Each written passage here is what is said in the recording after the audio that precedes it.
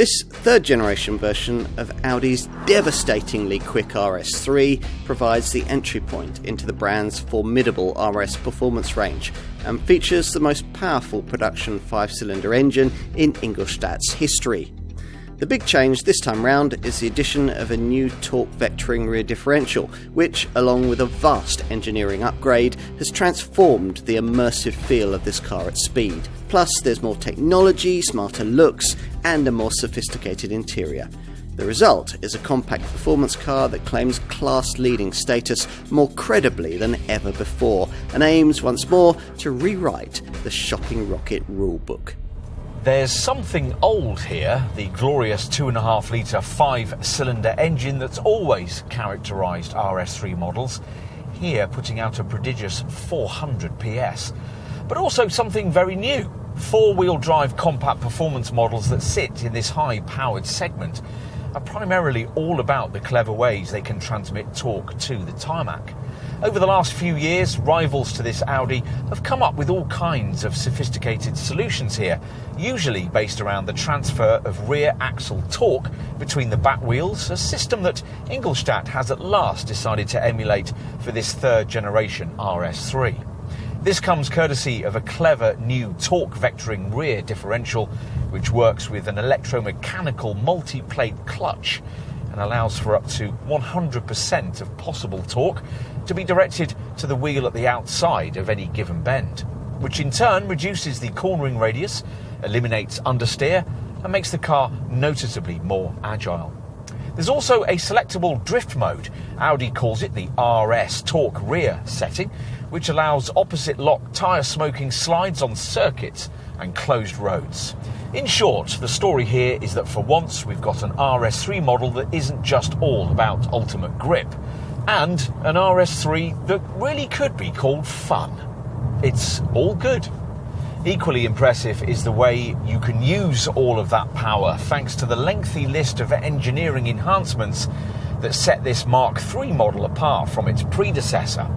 The bespoke Bridgestone Potenza tyres sit on wider 19-inch rims, increased in negative camber for enhanced cornering traction. The ride height is 10mm lower than an S3, the brakes are now bigger, and the dampers are now unique to this car, though annoyingly, you still have to pay extra to get them in adaptive form.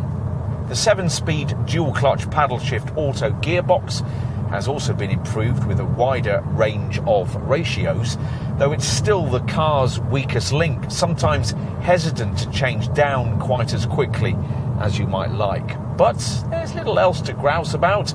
The whole addictive cocktail finished off with a new uprated active exhaust for a more soulful sound, extra chuffs and whistles alongside the familiar 5-cylinder rumble.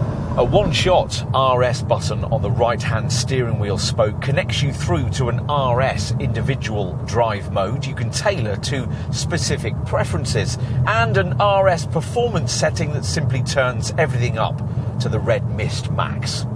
There's also launch control, which you'll need to replicate the claimed 3.8-second 0 to 62 mile/hour sprint time en route to a top speed that'll flatline at 180 miles an hour if you tick the right option box. Tweaks to the software mapping have released another 20 Nm of torque. There's now 500 of it, and the power comes in earlier and stays for longer.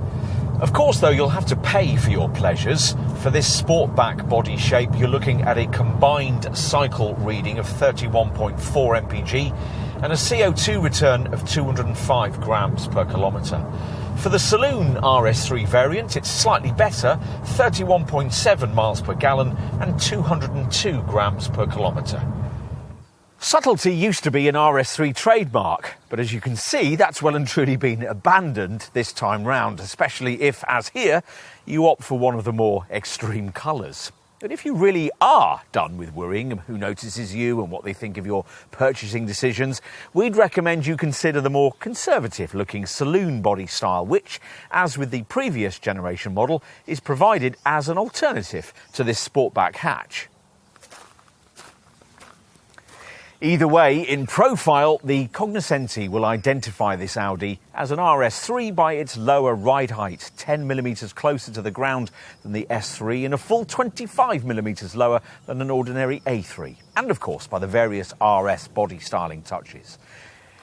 The front end is where this ultimate A3 really stands out from its stablemates, though. This redesigned glossy black version of the single frame front grille with its honeycomb mesh is apparently needed to cool the larger 5-cylinder engine that lies beyond.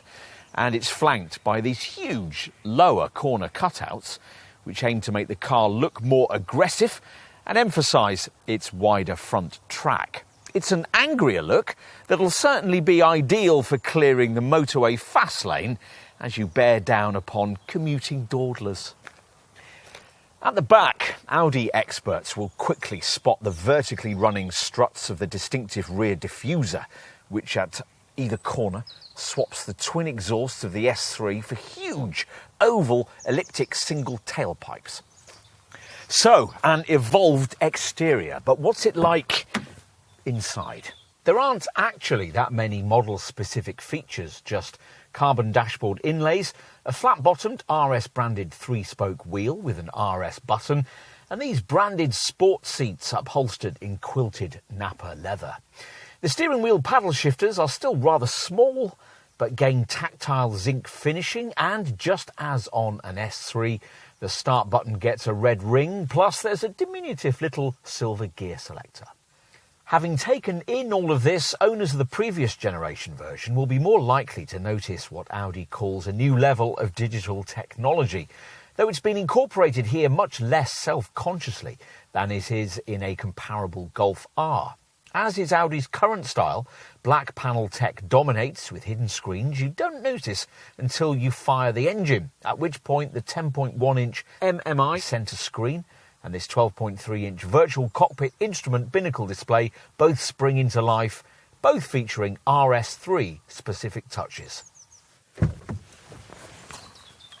Time to take a seat in the rear. Now, given that the 1.43 metre height and 2.64 metre wheelbase dimensions of this third generation RS3 are unchanged over the previous generation design, we weren't expecting too much change here.